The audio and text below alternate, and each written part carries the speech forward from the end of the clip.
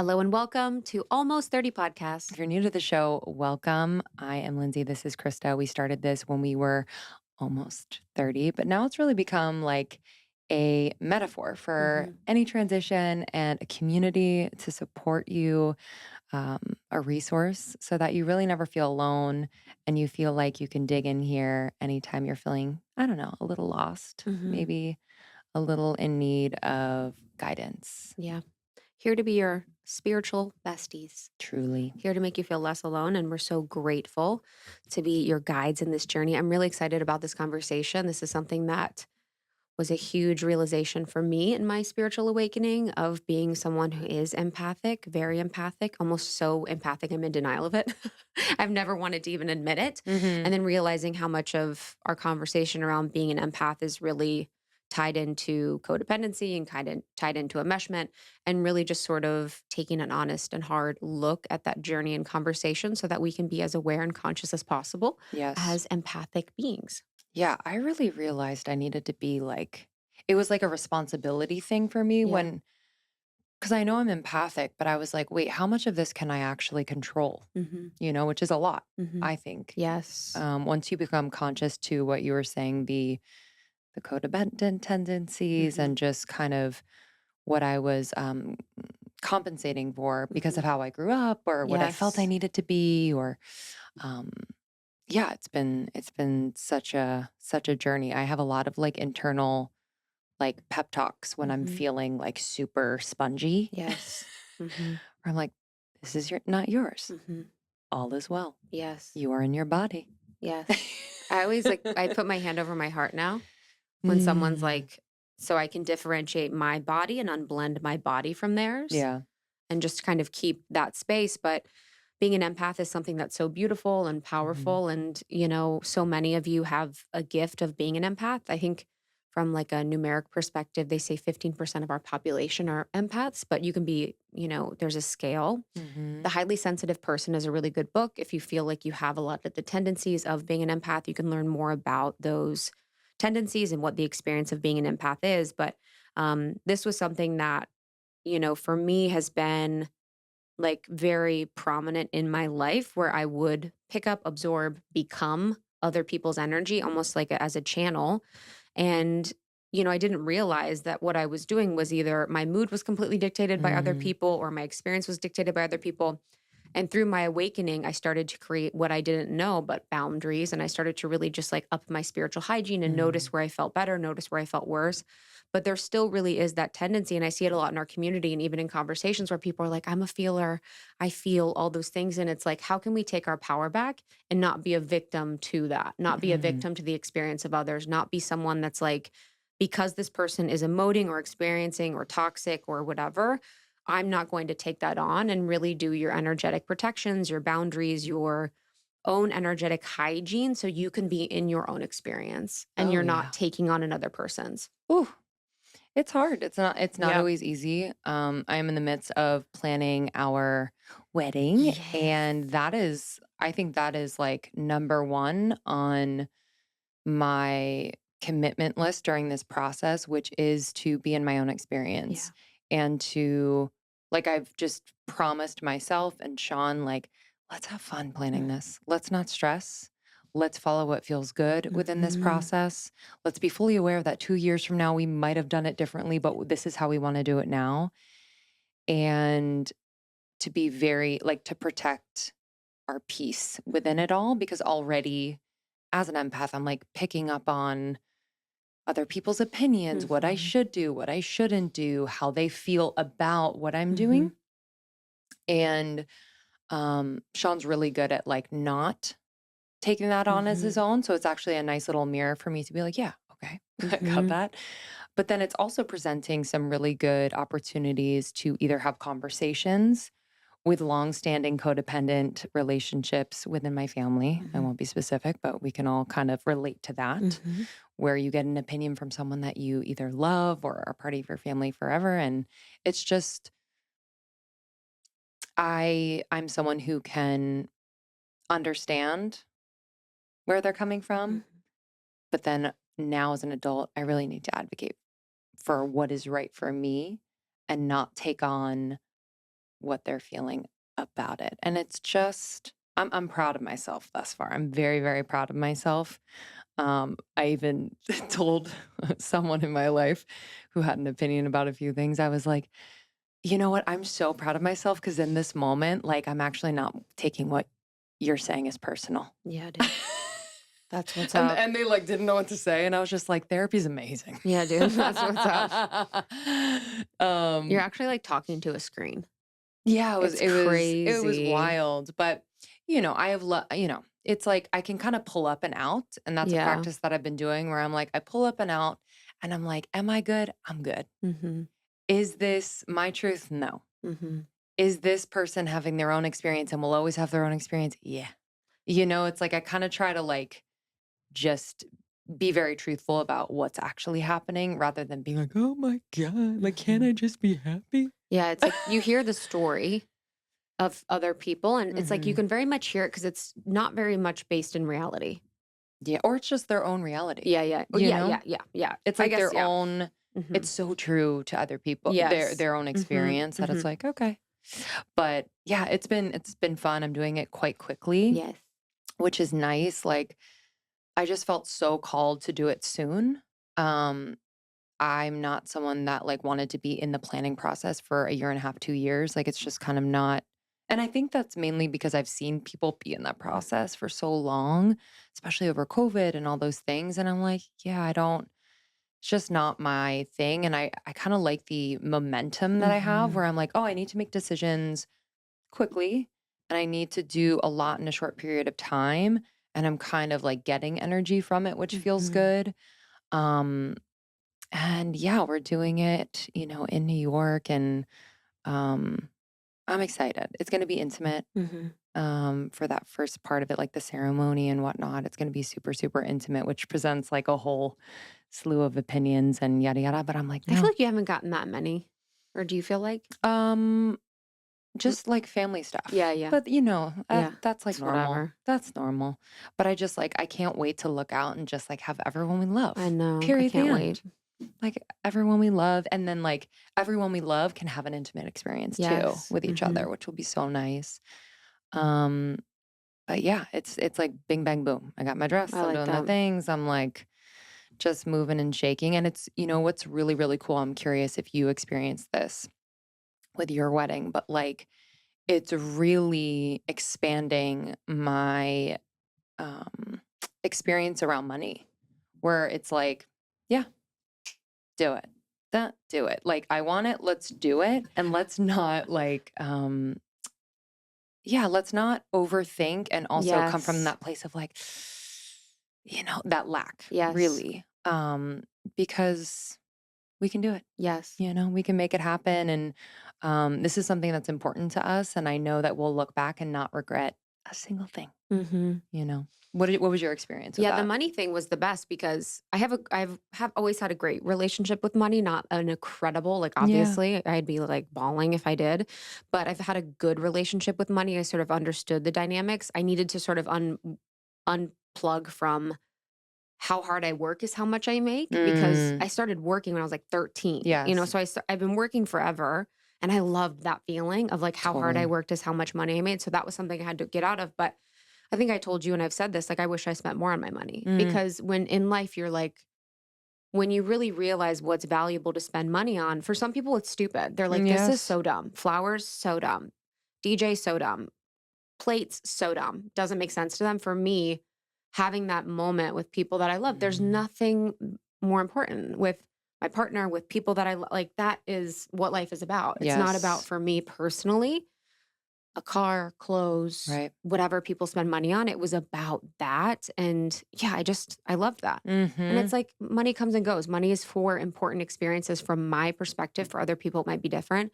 For me, it is for experiences. Yes. It is to experience life in a really beautiful, luxurious way, which is my Mhm. unique experience of luxury. Mhm. And just like not limit. Because then too, Yes. it doesn't, this is the whole thing. It doesn't make sense.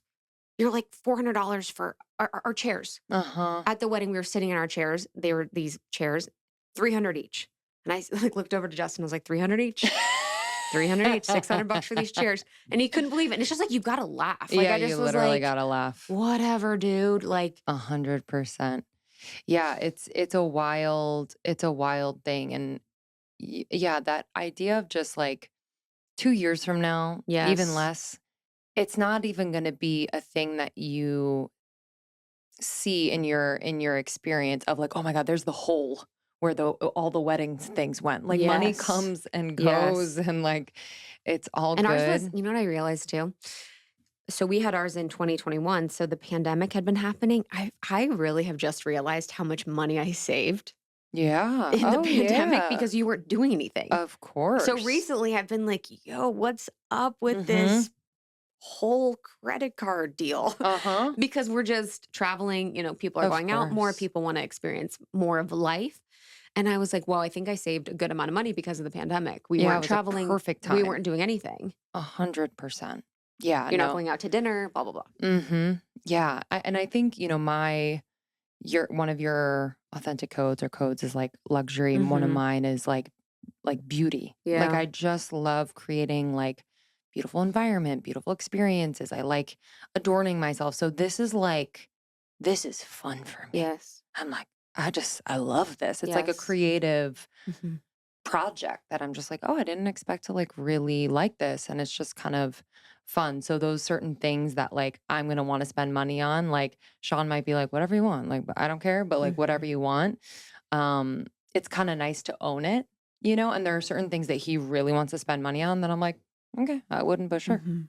So it's kind of a nice little, like, dance and collaboration that he and I are doing because 'cause I'm like, we respect each other's preferences for what we wanna spend on, but they're definitely different at times. Yeah. Yes, 100%. Yeah, guys, it's like music or Yeah. the It's bar. just kinda random. Yeah. It's I very don't random. yeah, but I appreciate it. I'm like, "Hey, I remember that on all Friday, we good." got down so we had something on Friday too for everyone on the beach, and Justin gets down there, there's, like, flowers and tables and mariachi and all the everything at the Viceroy, and he was like, "Did you know this was happening?"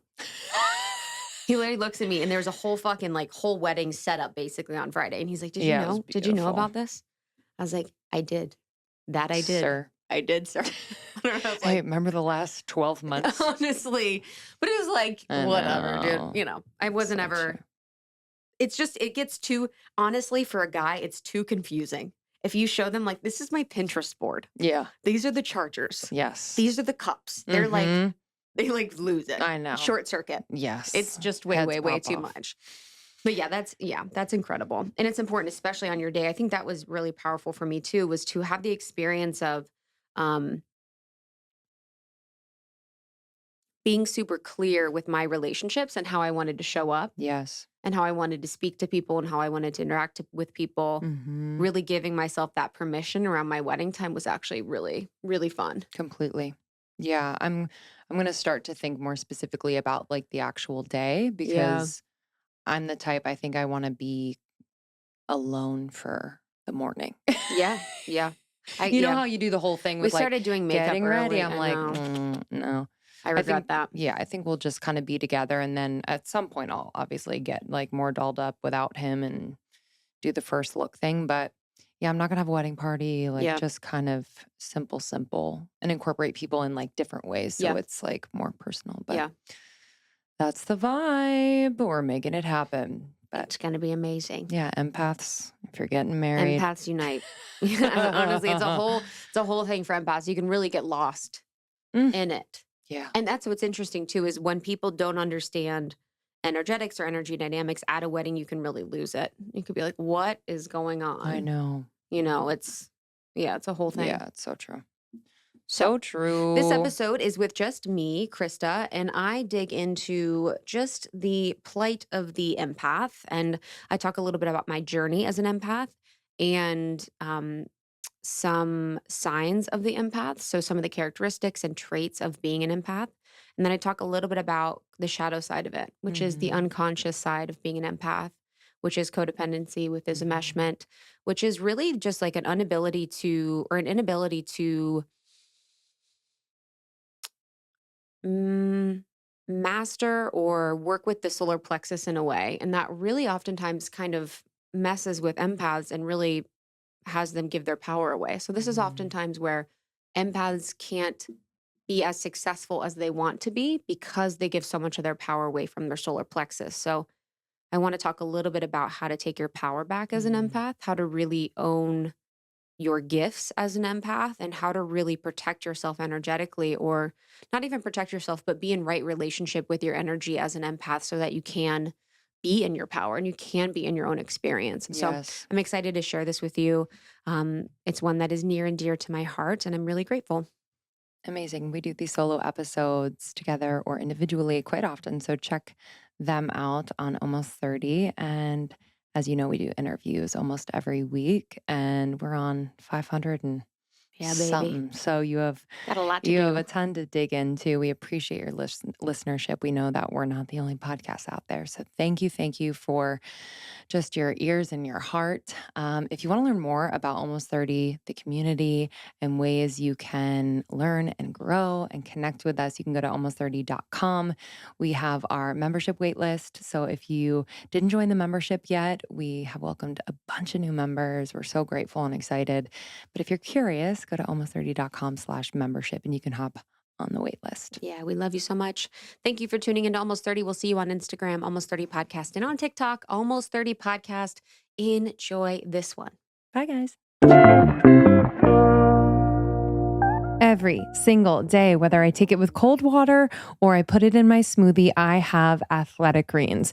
This is a staple in my routine. It is a staple in what I am putting in my body, and for good reason. I'm sure you've heard about it, but AG1 by Athletic Greens is the category leading superfood product. This brings a comprehensive, super convenient daily nutrition to everybody. So this is one single scoop. Let me tell you what's in one single scoop. It's going to absolutely blow your mind. It has 75 vitamins, minerals, and whole food sourced ingredients, including a multivitamin, multi-mineral, probiotic, green superfood blend, and more in that one scoop, that one serving per day. All of their ingredients are of the best quality. They are obsessed with making sure it's high quality, bioavailable. I've trusted them for years. They've been a partner of the show for years, and for good reason. We've heard from so many of you out there who have started using Athletic Greens in your routine, and it just changes everything. Your digestion, your skin, your energy.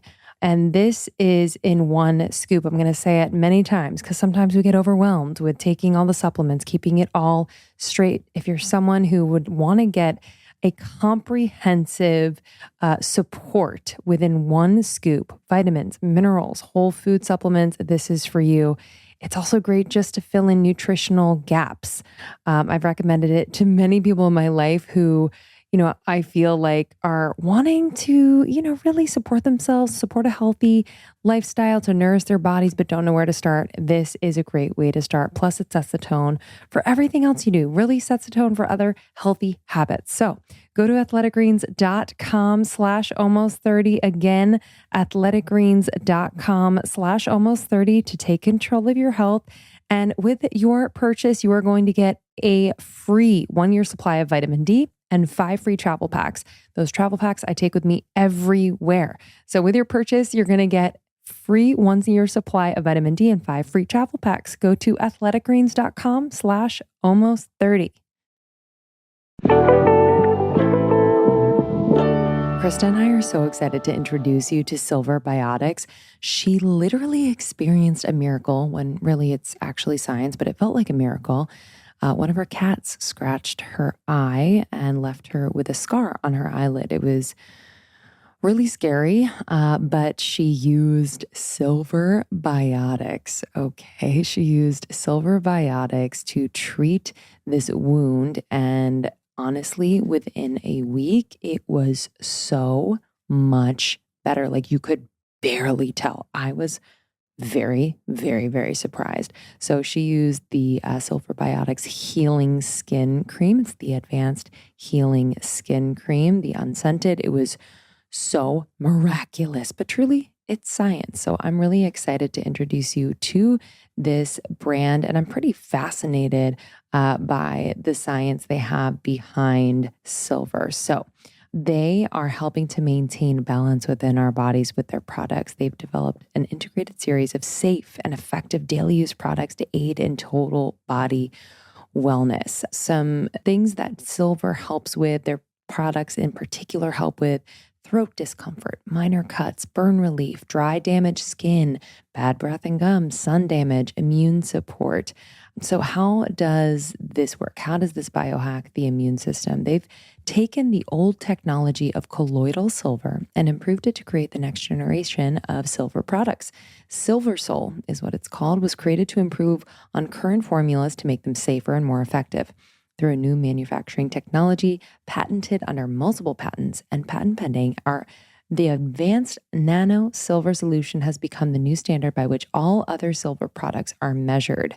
So they're calling this the new generation of colloidal silver. It's called Silver Sol. You must get your hands on these products. So I mentioned the healing skin cream, which we love. I also every single day take their immune support. So I put a bunch of dropperfuls under my tongue. It's the perfect daily defense to boost your immune system. It doesn't taste like anything. It's amazing. So check out all of their products. And as always, we got you with a discount, baby. 20% off your first order when you go to silverbiotics.com. Use the code almost30. That's silver, BIOTICS.com. Use the code almost30 for 20% off your first time order. I'm sure you've seen this brand around, but maybe you haven't tried it yet. Moon Juice. Y'all, I cannot tell you how good this brand is, and I've been using it for years. Supplements, cellular waters, dusts. Honestly, say no more. Dusts. Do you want a dust in your cabinet? I think so. I love their brain dust, actually. It's a nootropic blend of adaptogens and herbs that target stress to support mental stamina, alertness, and concentration. And this blend is really informed by traditional Chinese medicine and Ayurveda, which so many of their formulations are. Combines lion's mane, ginkgo, rhodiola, ashwagandha, astragalus, and maca. It's vegan, gluten-free, non-GMO, and caffeine-free. That is just one of the many products that I am absolutely dying for from Moon Juice. I also love Super You. Okay, so this is for stress management. It's your daily multi-adaptogen to unstress you. Okay, 2 caps a day. That's it. And you will keep the stress away. This is a clinical strength formula that helps regulate cortisol for proactive and reactive stress support. I just want you to have the best summer ever. So let's reduce our stress when we can so we can relax, enjoy the sunshine and friends and experiences, and really like be in our life. And I really think all of Moon Juice's products help you to be in your life, be in your body. So check them out. I'm really excited for you. You're going to have fun just like perusing the website because it's so gorgeous, so gorgeous. So if you need support with energy, with libido, brain health, dreaming, beauty and skin, immunity, maybe your spirit and your mood, check out Moon Juice products. And of course, you know us, we got you. We have a discount. If you go to moonjuice.com/almost30, use the code almost30 for 20% off. What I love also is that many of their products come in reusable glass bottles, and refills are fulfilled with compostable pouches to refill your original bottle. How amazing. Amazing, amazing. So thank you, Moon Juice. You're the best. Moonjuice.com/almost30. Use the code almost30 for 20% off. I am so excited to dig into this topic today on empaths, on empathy, on being an empath, on the life of an empath, on the gifts of an empath, because as you may or may not know, this is a topic that is near and dear to my heart. It is something that I honestly have denied about my experience, about my self for a really long time, because for me, a lot of what it meant in my mind to be an empath was to give my power away, was to energy match, was to be completely controlled by other people's emotions or experiences. And I felt scared about that oceanic ability to feel. I felt scared to be the feeler because sometimes you can really lose yourself in all the feelings that exist in the world, although that's your gift. So before, I was in a more unconscious understanding of what an empath is, and I didn't really understand the beauty and the power of being an empath and the magic that we have. And I know so many people in our community, so many people listening are relating to the term. They identify as an empath. They are mega feelers. They are people that are extremely sensitive and they want to know how to take their power back. They want to know to tap into their gifts. They want to know more about it. So, after all of my research and after all of my exploration of this, I'm so excited to dig into this episode with you guys. It's going to be very, very beautiful and very powerful. I would send it to that empath friend that you have for sure. So, my journey with this experience of the empath, I was someone that was a deep feeler from a very, very young age. And honestly, it made me really sad. It made me really depressed from a young age. And I was basically taking on and processing and making my worth in being an emotional match for people. Really matching people's emotions was my experience and my understanding of what it meant to be in a healthy relationship, my understanding of what it meant to be there for someone was energy matching or giving my power away and completely just feeling for everyone and everything. And so when I came to high school and came to college, I went the complete opposite and I became the rebel. And I decided I'm going to have mega boundaries and I am not going to be feeling for anyone else. So I definitely boundaried myself up and decided I was going to feel my own feelings and be in my own experience. So I've been doing that for a long time now, in and out. It is an art, not a science. It is something I have to practice every single day. But boundaries has been key. Understanding energy has been key. And I'll talk a lot about the keys. But for me, I've been really reclaiming in the past 2 years what it means for me to be an empath, the fact that I am a feeler. I am the deepest oceanic feeler ever and how I can live and express in this world and how my feeling can be the medicine. How can I allow that beautiful femininity, that beautiful heart to be seen and heard and felt in a way that feels good for me, in a way where I'm not abandoning myself along the process. And so my empath journey has been reclaiming that word, understanding the power in it, and really being in a place of sovereignty as an empath. So, an empath is really a term that's derived from the word empathy, which is the ability to understand and share the emotions of one another. So, as an empath, as you imagine, is someone who takes empathy beyond what most people experience. So, when you're an empath, you basically are so attuned that without proper boundaries, you can absorb other people's energy. An empath is also someone that is very highly sensitive and they have extra sensory perception that they really use through their gifts that they have in this world. And that extra sensory perception was mostly for empaths created from situations that were really hard. For me, I had to adopt an extra sensory perception to survive. So my gifts are often from survival, but it's someone that is highly sensitive that really has that extra sensory perception that can feel and intuit how everyone else is feeling.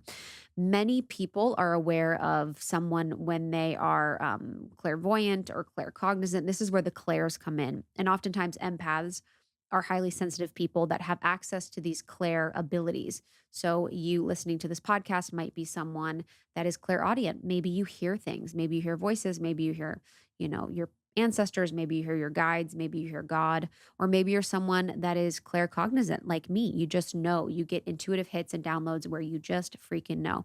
But you could be a clair or have this clair gift as an empath because you are so highly sensitive. Empaths are really born with this beautiful innate ability to sense and perceive the world through very non physical undertones. And this has also been my life of the unseen, where I'm like, people are like, this is something I've actually just come to realization. Whenever I'm in conversation or um, communion with people, whenever I'm talking to people, I'm always, how are you? And I'm 100% of the time talking about feelings. I 0% of the time am talking about what you're doing, what your resume says, what your ego says, how work is. I honestly am trying my best to understand that is also okay to be talking about those things. But my life is all feelings, no facts. I am all feelings, no facts, baby. I do not want to know about the 3D world. I'm like fully in the feelings. And I've realized this as I've gotten older. I'm like, wow, I'm such a feeler that I'm fully interested in people's feelings and their energy and their experience that I actually want to bring more in of the 3D. But empaths really can sense and perceive the world through these non-physical experiences, such as energy, such as feelings, such as emotions, or also through dreams and visions. So you're able to really tap into this mystical aspect of life and of the world in this really beautiful way. So you could be someone that's like a highly sensitive person, an empath that's really having these powerful, profound dreams. That is very much part of my experience and very much part of the experience for so many, where you're almost like a medicine woman or medicine person and you're really feeling through dreams. And empaths are really known in the most general sense to pick up on other people's thoughts, ideas, emotions, intentions, their state of being, their urges, and any other type of vibrational input. So the empath is interested in, or the empath is attuned to the vibrational frequency of another person. Usually, when they were younger, it was their mom or dad or their caretaker. And really, it's the work of the empath to get older and to really pull away from that need to match a vibrational frequency or to be fully in tune to other people's thoughts, emotions, ideas, intentions, and urges, and really be in tune with ourselves. And I think this is a really important part of being an empath that I also have gotten more comfortable with and accustomed to and more confident in. And really, a lot of this is helping you feel more confident about your unique expression and who you are as an empath. Um, you can pick up on people's thoughts, emotions, feelings, but also you can pick up on the environment that you're in. So you can be someone that is feeling or hearing or sensing more. I am someone that is incredibly environmentally sensitive. Um, I remember in college, we'd be out at bars and clubs and I would be miserable because I'd be picking up on so much unconscious energy and feelings and experiences. And where normal people would be like, yes, I'm like drinking, I'm like doing my thing. I'm like, I am fucking miserable. And this is not fun for me. Too loud of music, too much smells, too much sounds, too much textures, too much going on for me to process. And so I would just get ridiculously drunk and be completely unhappy. That is a pattern that I no longer participate in, but that's what was happening. When I would go to music festivals, this was also really hard for me too, because you're also experiencing a lot of people that are very open because of drugs and alcohol. So there's a lot of emotions that are coming up with music that is programming you, or sounds, sights, a lot of different things are really happening in these environments. I also very much noticed my highly sensitive part when fabrics would make me sick. I used to go to this gymnastics gym when I was very young. And at this gymnastics gym, I would go and I would feel ill. And there was this fabric at this gym when I was very young that I would feel even to this day and get sick. It makes me sick. It's just this weird feeling. Lindsay knows I like can't handle it. So fabric at this I experienced first at this gymnastics gym, and then in life I would feel it just made me so sick. I would just feel the energy of it. And what was happening at this gym that I used to go to when I was very young didn't happen to me, thank God, but was very, very dark and very, very insidious. It was disgusting and gross. And when I found out later on in life that I was intuiting and picking up on the energy that was being compressed into the fabric, or the energy that was being picked up in the fabric, it was making me sick because I was touching it as an empath. So people were having this gross experience. The energy was in the air, the energy was in them, the energy would be stuck in the fabric, and then I would touch it and get sick. And so when I realized that as I got older, I was like, oh, wow, this has been something that I've really been experiencing a lot of my life. And I really need to understand in a deeper way. And I really want to empower people to feel and not feel. I really want to empower people to understand more deeply so that you can take your power back. So basically, you're going to pick up on anything that has energy: animals, plants, trees, nature, spaces, places. And you will also be someone that watches movies. Maybe you don't like scary movies. I am someone that I just think scary movies are just not for me. And I've never liked them. I watched literally a scary movie when I was 9 and I still think about it.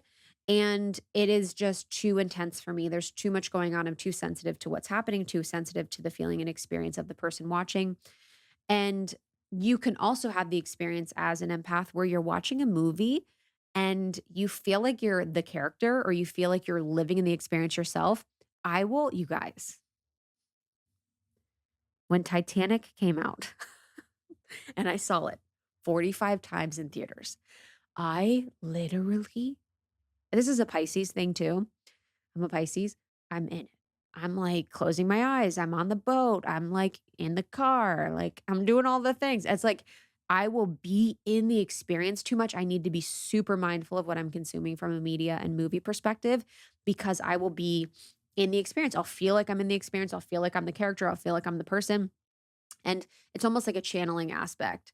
So that sensitivity and that openness can really cause us to lose ourselves in things. And I have to be mindful when I'm watching series or movies like Peaky Blinders is literally my favorite show ever. And I honestly had to chill out because I was like, yo, I'm like close my eyes and I'm in London and I'm like, what's happening to the Shelbys? Like would fully be in this experience. And I'm like, okay, how can I pull up? How can I pull out and remember about my own unique energy and expression. And the high sensitivity or the empathy is really like feeling everything, like I said, but it's also just importantly to give you some, just to help you understand contextually, like what you've been going through if you haven't really understood being an empath. You also feel what is not spoken out loud. So you feel people's pain and fears, even if they're not consciously feeling or understanding them. And this has been something that, whoo, honey,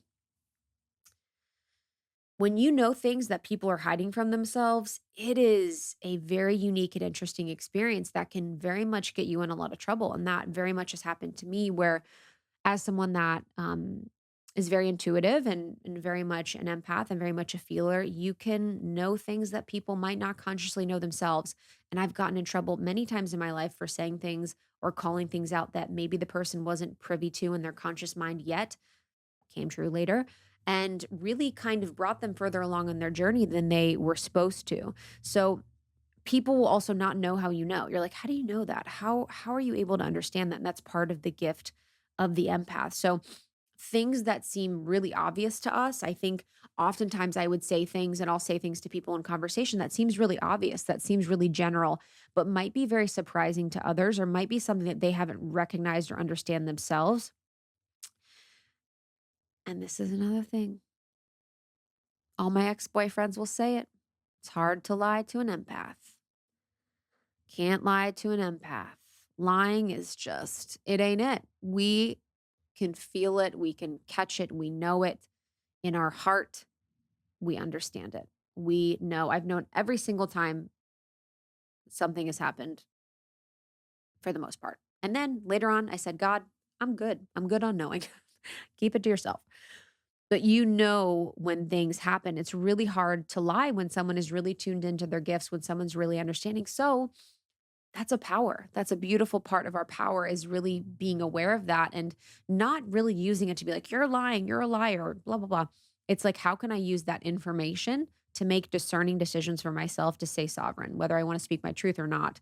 How can I really understand the power of knowing if someone's in their truth or not? I think the biggest issue with a lot of the gifts with being an empath that I've had to sort of reclaim and re-embrace are when people are like, what are the facts? What is reality? What is 3D? What is the science? What is the thing? And I'm not, when I say science, it's like so loaded from the past 2 years. I'm just saying fucking the word science, okay? Unpack that from your mind. I'm just saying when people are like, what are the facts? What are the things? I'm like, it's very hard as an empath to be like, I just know. I'm trying to put words and I'm trying to put a vocal vibration to what I'm feeling, and it's hard. It is hard sometimes for an empath to be in relationship or conversation or situations with people that aren't feelers or that aren't allowing themselves to feel because a lot of us are conditioned to only see reality, stay in the matrix, stay in 3D, stay in on earth, stay on the all these things. Earth is dope. So we do want to stay there. But many of us doubt our gifts, doubt our abilities, doubt our intuition, doubt our ability to feel, doubt our ability to predict, even because we've been so conditioned away from our gifts to fully live in the five senses of what am I seeing? What am I hearing? What am I touching? What am I tasting? And there's such a life beyond this five sense world that we actually tune into more than we think, but we deny, that I've really had to reclaim because so much of my experience and the beauty of who I am is because I'm able to tap in beyond reality, because I'm able to see things and feel things and know things that, other people don't know yet, or I'm able to tap into the truth of the situation, or I'm able to see what's going to happen in the future. And it's so important that once we embrace this knowing and the beauty of being an empath and a feeler and someone that's highly sensitive, it really allows us to take our power back and understand how we can use all of these gifts for the greater good and how we can use all these gifts for our highest expression and for the highest expression of humanity because we need it. I mean, this world and nothing makes sense. Nothing about this world or experience or the way that we live really, really makes sense. We think in our minds, we're like, this makes sense. I go to school and then I get a job and then I get a car and then I get married. But from the soul level, it doesn't always make sense and it doesn't always happen that way. So, how can we take all of our power back? I think one of the challenges that I see and I've very much felt as an empath is that we're so tuned in to other people's feelings that we can really lose sight of our own needs and desires. And this happens to me so much where I'm like, who am I?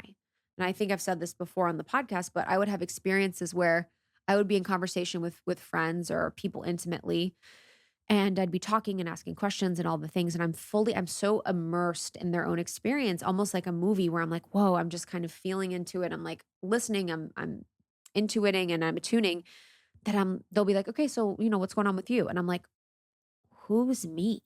I literally am like, "Me? Who who's me?" I honestly lose myself so much that I forget about my physical body, my physical expression, my unique experience, and my own needs and wants, my own feelings and wants. So it's so important for an empath and someone that is empathic to understand in a deep way your own feelings and needs. And this is where it kind of gets meshed up. It kind of gets mixed up with codependency, where I'll see a lot of people that are like, I'm just an empath. And oftentimes they're prioritizing other people's needs above their own, other people's wants above their own, and they're really losing themselves. And imagine if you're someone that is completely unaware of your empathic nature. You go out, you get a coffee, the barista's pissed, the person bumps you on the shoulder, you walk past a couple, they just got engaged, there's a dog that's barking crazily. That's, four situations that could provide you an opportunity to completely lose yourself in those various experiences. And you don't even know how you feel today. You don't even know how you feel. So, because the body is the antenna and the body is completely being the antenna in every situation, sort of picking things up, tuning in, tuning out, you really, really can lose yourself in it. So that's really the mindfulness that we need to bring to this and the importance that we need to bring to this. I think for a lot of people too, when we aren't clearing the antenna, when we aren't doing our self-care, and when we aren't checking in on our nervous system, checking in on our body, when we are not being mindful of the emotions or feelings or thoughts that we're carrying with us and releasing them and transmuting them and alchemizing them, we can get sick. We can get sick. We can feel powerless. We can get confused. We can get lost. We can oftentimes feel confused about the path of our life and what we want. Oftentimes, when people are like, what do you want with your life? They're like, I don't know. And we're oftentimes intuiting, what does this person want me to say? What would they think is cool? What would you think what would you be impressed by me saying? And we can't even pull ourselves back and be like, "Yo, I wanna be a chef. I wanna be a fucking dog walker. I wanna be whatever it is that I wanna be," and I'm able to own that in my unique experience in any situation because I'm unaffected by the response that I receive from people. So you can really, really feel powerless if you are victim to everyone else's emotions, feelings, needs, and wants, and it can be crippling, and it can provide, you know, sickness physically, mentally, and emotionally. And one of the most important parts of this, I think, with being an empath that I've really had to work on across the years, and I still continue to work on, and it still continues to be some of the most powerful work, is around the nervous system. So, the nervous system, for me, in my case, as an example from a young age, was working in overdrive to figure out what I needed to do, who I needed to be, who I needed to feel for, how I needed to feel to be safe. So my nervous system was highly aroused in a lot of situations because of the threat of survival for me feeling like I needed to attune to everyone else to be safe. So my nervous system continuously in a lot of situations, say I'm at a music festival or say, you know, I'm at a party, it will be highly aroused because I'm sensing and feeling and experiencing everything in a really, really, really deep way. So the nervous system is really, really working overtime to process input that you're receiving from people in the environment. This can also happen in a really subtle way that we oftentimes don't realize with us looking at our phones on social media. So most people are like, I'm going to just scroll and chill. And hey, we love a dirty scroll. We love a just a chill and a scroll for sure. But our body is not processing that as relaxation. Our body and nervous system continues to be aroused by the information we are inputting. So you're actually not really relaxing when you are just scrolling, even though you're in bed. You're like, I'm in bed, I'm chilling. No, your nervous system is still highly aroused.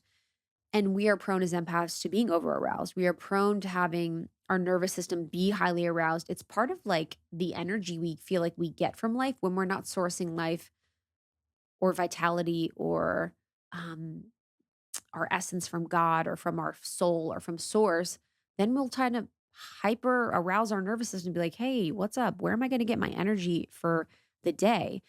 So there are specific signs really to look for when learning our own ability to be safe and our own ability to calm the nervous system and our own ability to prevent arousal or reduce the arousal.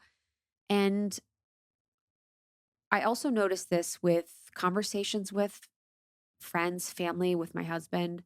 It's like when I'm hyper aroused, it is the triggered state oftentimes. It is that state where I am completely triggered and I've been taken over and I am no longer in my highest expression. I'm in fear, I'm in stress, I'm in grief, I'm in shame, I'm in anxiety, and I will act as such. So sometimes as an empath, if I'm not doing my self-care, my energetic hygiene, I will get highly aroused in my nervous system and then I'll just be off to the races. I will be highly emotional. I will be cold. I will be dismissive. I will be all these things because I haven't taken care of really regulating my nervous system to a point where it feels safe for me. So, what we can experience as empaths when we're not paying attention to the nervous system, we're not being mindful of the nervous system, and we're not doing our self care and our energetic hygiene is really shutting down. You can go numb, you can withdraw, you can disengage, you can avoid, and really just like not being that beautiful, warm-hearted, loving, open, kind, empathetic person that can be there for someone, but can also be there for ourselves. So, importantly, too, when I'm talking about self care, it's like, I think we all see, we kind of get the ideas of self care that are like the social media self care, where it's like eating a large pizza and drinking wine is self care. And you're like, okay, that's it. That truly can be self-care, but it's just there's kind of the commodification of self-care.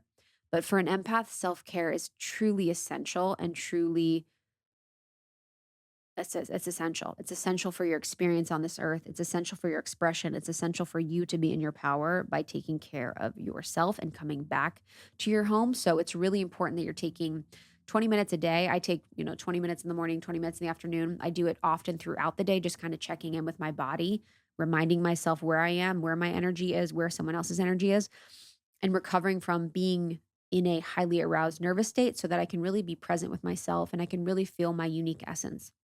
One of my favorite practices, and I'm so excited to share this with you all because I've been thinking about it a lot and I've been doing it a lot, is to put my hand over my heart. So if I find myself either in a highly aroused state, I'm super stressed, I'm anxious, or I'm around people that are highly stressful or toxic or anxious or depressed or going through it. And this is something, it is not bad to be any of those things. I have been and will be and continue to be those things all the time. But when I'm feeling myself, just kind of, getting caught in the wave. And it's so funny because right when I was saying that, I felt myself leaning forward as if someone was in front of me feeling those feelings. So if we find ourselves around someone that is emoting a lot, feeling or expressing in a state and place where we would normally get caught up in the wave of that emotion or their feelings, I put my hand over my heart to remember my own heart and my own energy and to make an energetic difference to differentiate between my energy and theirs. Because with my hand over my heart, I'm able to feel my body, I'm able to feel my breath, I'm able to feel my heart beneath my hand. And I'm able to really remember, like, okay, my physical body is here, theirs is there. I can be different. I am different than them in their experience, and I can hold space with my heart for them, but I'm not going to be in their feelings. I'm not going to feel for them. So I really love the hand over the heart for when we're in situations where we really need to come back to ourselves, when we really need to remember where we are, where they are. And this, in a way, sometimes I often think too, it's a little bit of a boundary for my heart. I want to be as open hearted as I can. I'm very open hearted, but there are times and places and spaces when it doesn't completely make sense to be always super open hearted. It doesn't make sense to be completely just blown open. And so I want to have like even a little physical boundary with my heart so that nothing really happens to my sweet old heart. Because empaths can have hard times with boundaries. It can be something where we maybe are afraid to speak our truth or speak our needs because we're so much attuned to other people's needs that we don't know our own. So really the need to understand the power of the empath and our connection and our gifts is so important for us to be healthy, for us to be well, and for us to be supported by the people around us that really love us, for them to understand the experience that we're in. Because as much as we want to be there for them, understand their experience, which we've done all of our lives, they need to also be willing to understand our experience as an empath. So I want to go through some of the character traits of an empath. I think I described a few of them previously, but I think it's important when you're understanding yourself on a deep level or you're understanding people you love on a deep level to have a list or place where you can really look at like, okay, I identify with those aspects. That seems like something I relate to. Um, where am I giving my power away? Where can I take my power back? I think one of the biggest, probably most popular ways in which we understand the character of an empath is they are listeners. So empaths are really, really listeners. They are people that are really easy to talk to. They're great, great listeners. It can be one of those situations where, you're in the car with your Uber driver and they're like, I have never told anyone this. And I'm telling you, I feel like I just opened up to you. I just shared so much. I feel like I'm telling you things that I don't tell anyone else. It's really that subconscious understanding that the person that you're talking to knows instinctively that you're going to listen with compassion and understanding and non judgment. And I think that's one of the really important things and some of the most beautiful parts of an empath. I actually just want to have a moment with that realization because I've noticed that when I'm listening to people or when I'm in community with people or I'm engaging with people, a difference between someone being an empath and someone being codependent is that an empath will listen without judgment. And an empath will be someone that's so in your experience that they actually can't think about anything. They won't really be available to think about anything else. Whereas a codependent will want to fix, control, or solve. The empath is so immersed in your own experience and feeling in a boundaried way or unboundaried way, depending on how conscious you are, that they are really listening to you with compassion and understanding. And I remember there was a situation where someone really pressed me on that. They're like, why aren't you providing advice or why aren't you sharing what you think this person should do or what I should do in these situations when you're listening? And it took me a while to really understand that the way that I'm listening is without judgment. And the way that I'm listening is with a true goal to be present for what's there and to not be in any other moment but this. And in this moment, be present to what is for you or the situation. And if we are in the situation where we're thinking about they should break up with them, they should move, they should quit that job, they should post on social media more, they should not eat that, they should drink that, then we're not really in empathy because we're not fully in the emotions or the experience or being there for someone, but we are more so in codependency because we're trying to fix or solve. So empaths are really, really these feelers. And something else that I had to learn and something that I still really struggle with, something that I was privy to or made privy to about 5 years ago when I had really lost my power, was an understanding of the solar plexus. So the solar plexus is the power center in the body. It's really by the lower stomach in the body, and it's really the seat of the emotions. So the solar plexus is associated with a sense of self, confidence, and your worth. So when you're feeling like you are the same person as someone else, when you're feeling like you're one, when you're truly feeling into them and you're feeling into their energy, you really don't feel like you're separate. You really don't feel like there's any difference between you and that other person. So you essentially are giving your power away to that other person through this process. So you are also allowing them to sort of fill up your bowl or your cup with their emotions. And that's what I did. I allowed my beautiful solar plexus to be clouded with the emotions, experiences and feelings of other people for so much of my life. So I really needed to reclaim my understanding and my sovereignty and my power and the beauty of my solar plexus, that really beautiful power center. Another thing about empaths is we just know things. So if you're someone who's just known things in your life and you don't know how and you don't know why and it's appropriate, sometimes it's not, it might be too much for people. The more attuned that you are, the stronger your sense of this gift and this intuition is, because you're really feeling into their field. You're really just tapping in to both them and things seen and unseen. So you're reading into the vibrational frequencies around you and you're getting a lot of information. So you really want to be able to attune to understand it. Um, Something I mentioned previously about, my experience with public places and going to like music festivals and bars, my gosh, bars, um, was that as an empath, public places can be really overwhelming. So I really want to empower you to take care of yourself. If you're someone that doesn't love to go to the club, doesn't love to go to the bar, doesn't love to go to crowded places, doesn't love to, um, be at a baseball game, be on the subway, be whatever. I think we all have to figure out how to make our lives work and not be crippled by our empathy.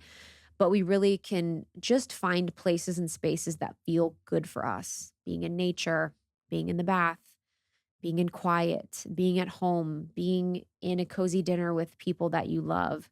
Um, you can be over aroused in your nervous system when you're in places and spaces where there's a lot of sensory input. I feel like we're all super sensitive, much more than we think. So I think this affects everyone, but I think it affects empaths on a level that might be might be something you just want to check in on. I definitely had this experience a lot. I was like, why do I actually hate this? But I'm trying to like it.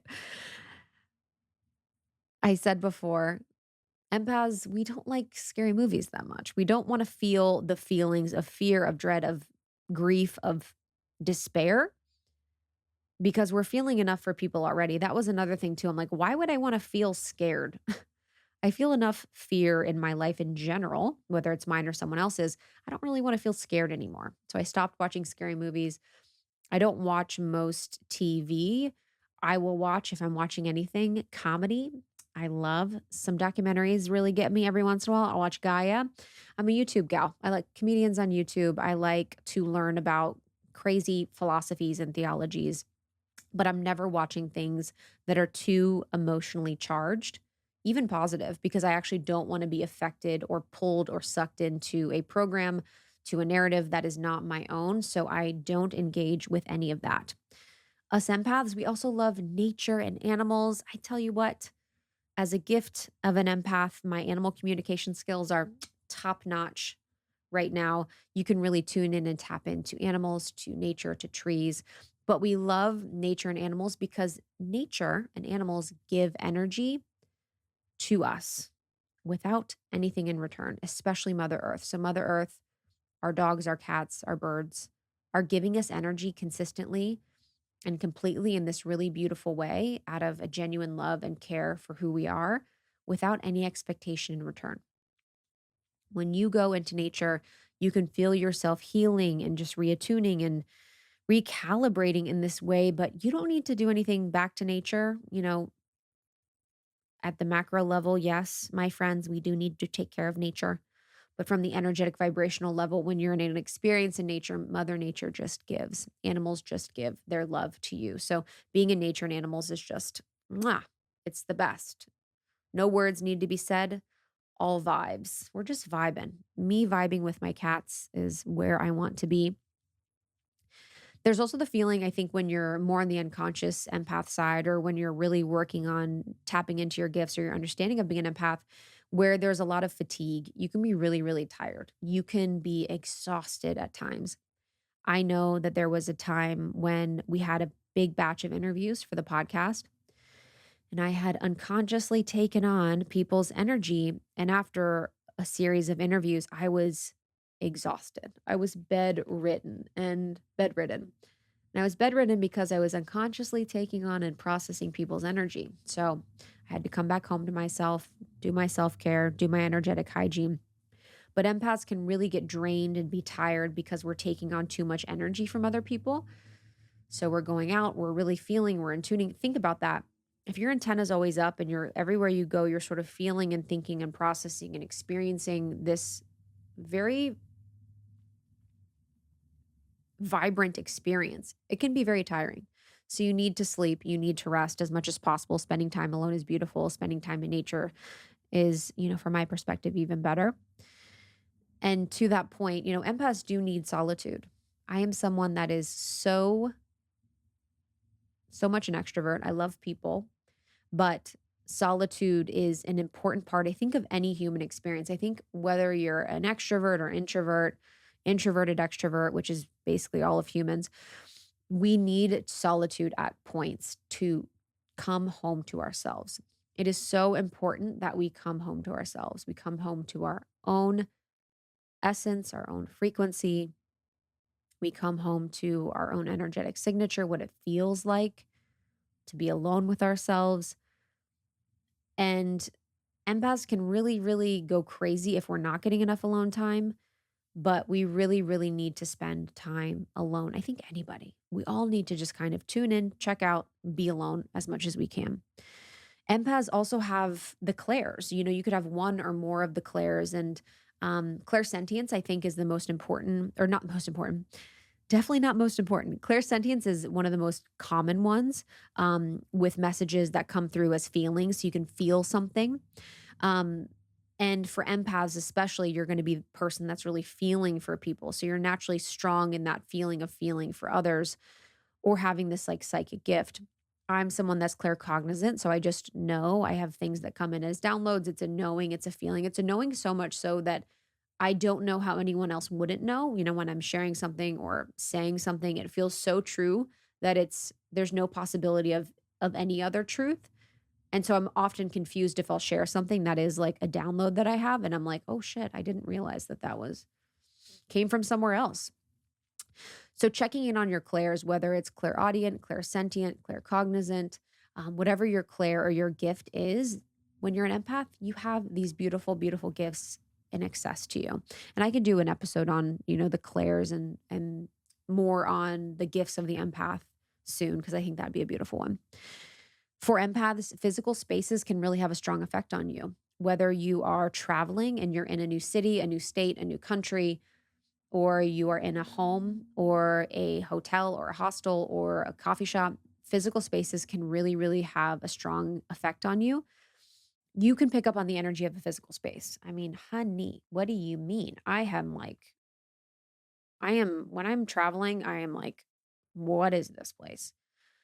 It is I'm a very particular traveler, because especially when you're going overseas, when you're going abroad, when you're going to places that have a lot of deep history, whether traumatic or beautiful, the physical spaces often have energetic imprints of the people there or of the energy from that space and place. So you need to be really mindful, especially hotels. I mean, come on. No, no, no. I'm like, need to clear the space. So it can be a good or a bad thing, because a positive environment can be really beautiful and uplifting. And when you're at a concert, that's amazing, or you're at a birthday party, or you're with people you love, it can be intoxicating. I mean, I've felt high on life when I've been around people I love, doing things that I love. But if you're in a negative situation or you're in a negative environment, it can feel really suffocating. But As an empath, you can know to trust yourself. You can know to remove yourself. You can know to just trust, like, hey, this doesn't feel right. I don't want to stay in this room. I don't want to be in this place. And you can go. I think empaths too, I love you guys. We are one, but we are generally ungrounded beings. We are kind of ungrounded. I'm very ungrounded. I had a massage the other day with this amazing woman, and she's like, yeah, I mean, I was in your shoulders and it was just really beautiful. And then I got to your legs and I was like, where did she go? Because I literally am like, what legs? What do you mean? I'm like, I look down, I'm like, what's happening down there? I feel ungrounded a lot of times. So you can feel really ungrounded as an empath because we're so in other people's experiences or emotions or in our dreams or in kind of the realms that are seen or the realms that are unseen, actually, that we can sort of become ungrounded. So it's really important to ground yourself through meditation, through dance, through ecstatic movement, through nature, through whatever practice feels good to get grounded. Empaths are also really vivid dreamers.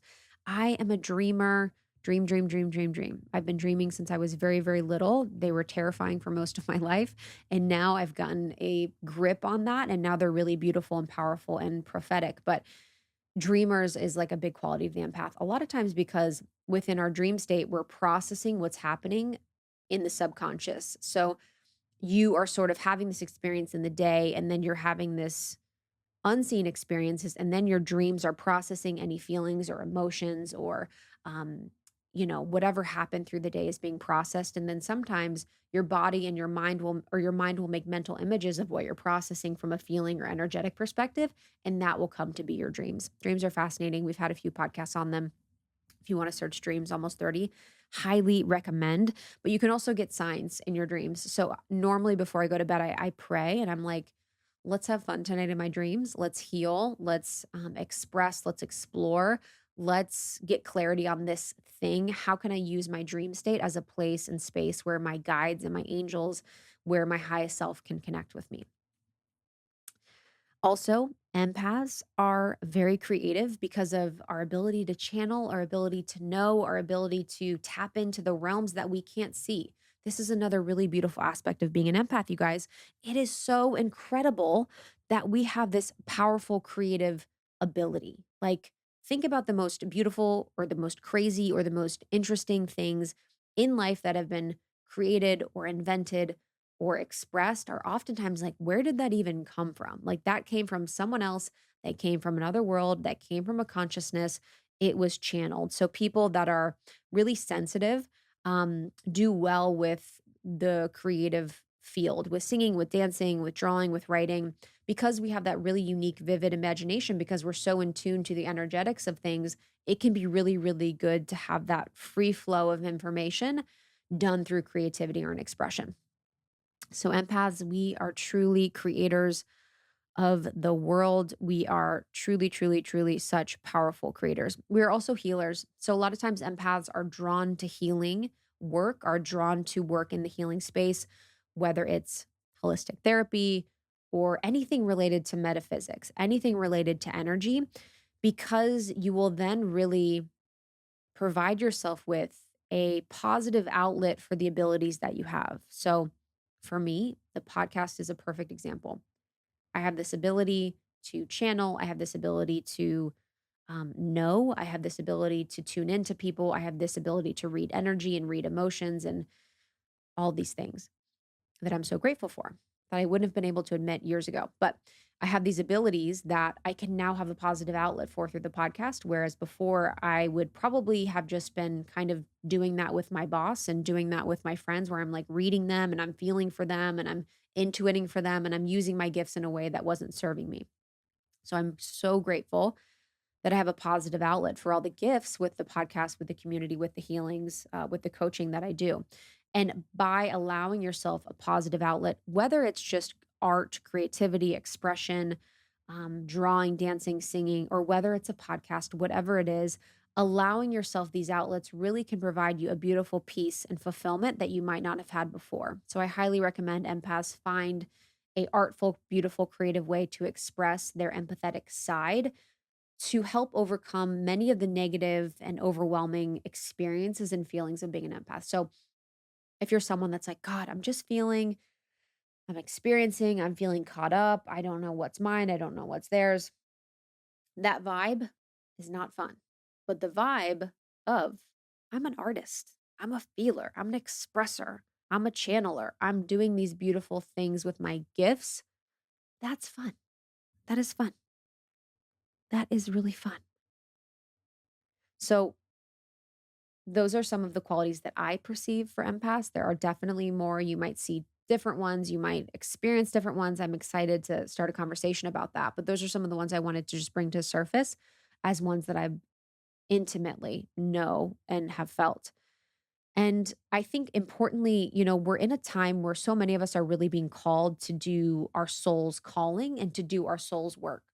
So if you are someone that is being called to your dharma, being called to your purpose, being called to find your purpose, being called to something greater, it is really important that you understand your gifts as an empath. You understand your energetic signature. You understand how one of the ways that you're able to provide impact in a really beautiful way on this planet is to help absorb and transmute and transform and alchemize a lot of the pain on this planet. So lately, I've been tapping into that. My denial of my emotional self, my denial of my empathetic self is really a denial of my ability and my gifts to help absorb and really transmute a lot of the pain that exists on the planet. Of course, I'm not thinking I'm responsible for all of it or that I have to do it all on my own, but I know that a part of my gift is that alchemization. And we know that science is proving, that with our emotions and not just our thoughts, with our emotions. So this is very Joe Dispenza work. These emotions are really the driving force of our reality. These emotions really are creating our reality. And that's why it's so important that as empaths, we should be able to be in our own energy and we should be able to be in our own emotions so we can be the creator of our lives, or we are having our lives created for us. If you hear anything today, that is what I want you to hear.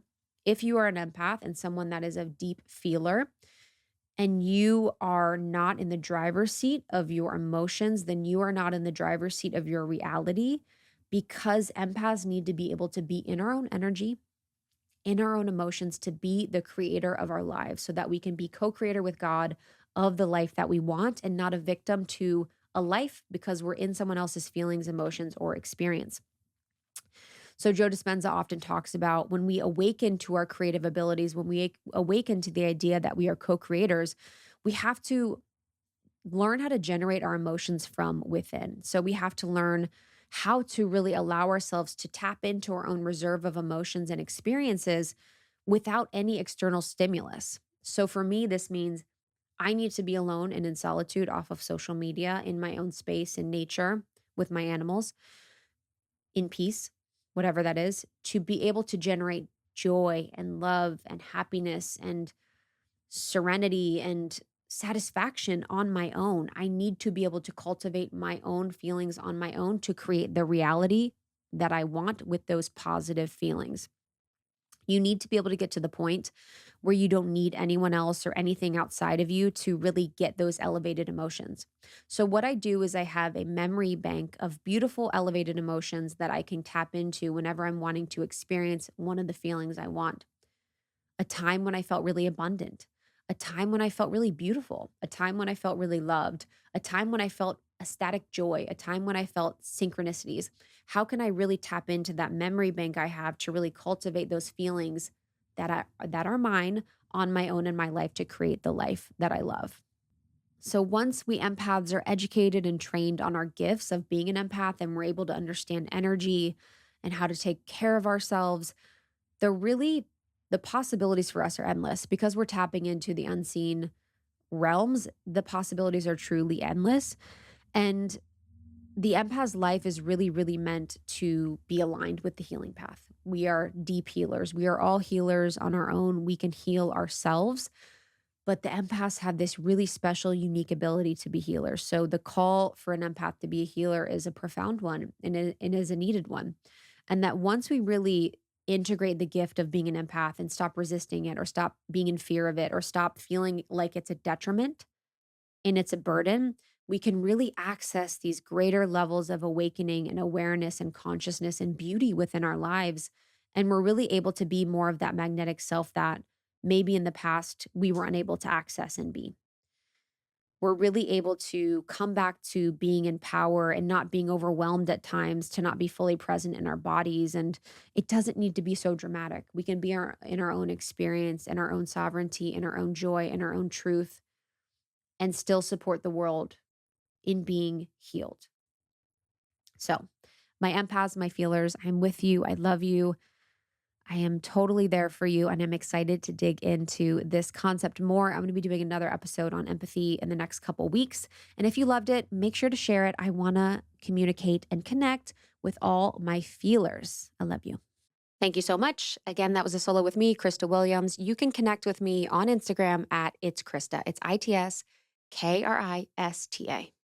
And thank you to the sponsors for this episode. If you're new to Almost 30, Kristen and I consider ourselves like master vetters of brands, products, experiences, and we only bring you the ones that we love and use in our everyday life. You can go to almost30.com/partners or in our show notes to find the discount information just for you as an Almost 30 listener.